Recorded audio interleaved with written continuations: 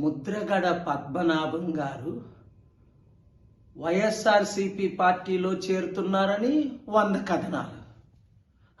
ఇప్పుడు ఆయన చేరట్లేదు, టీడీపీతో చేరుతున్నారు, జనసేన పవన్ కళ్యాణ్ ఆయన కలుస్తున్నాడు అని.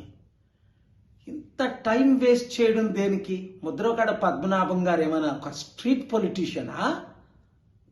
ఆయన ఒక ముఖ్యమంత్రి అభ్యర్థి. ఆయన మూర్ఖుడా?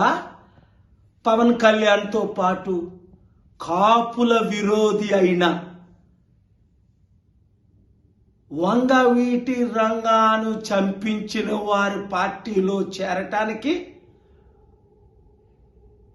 అలాంటి ప్యాకేజ్ స్టారే అయి ఉంటే ముద్రగడ పద్మనాభం గారు ఎప్పుడో ఆయన ముఖ్యమంత్రి అయిపోను.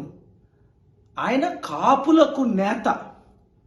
ఈవెన్ నేను కాపుగా బీసీగా ఆయనకు మద్దతు ఇస్తాను. ఇప్పుడు కానీ ఆయన ప్రజాశాంతి పార్టీలో చేరితే 100 సీట్లు గెలవడం ఖాయం.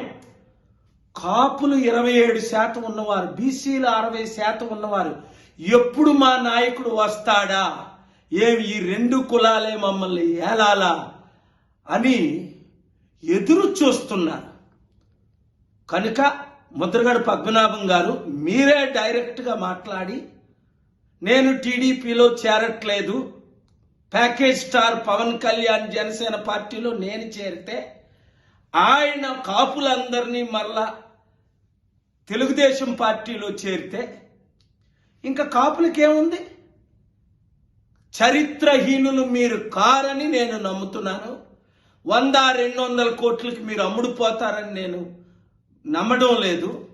రండి, కలిసి పనిచేద్దాం, బీసీలకు కాపులకు రాజ్యాధికారం తీసుకొద్దాం. ఈ వీడియో అందరికీ షేర్ చేయండి.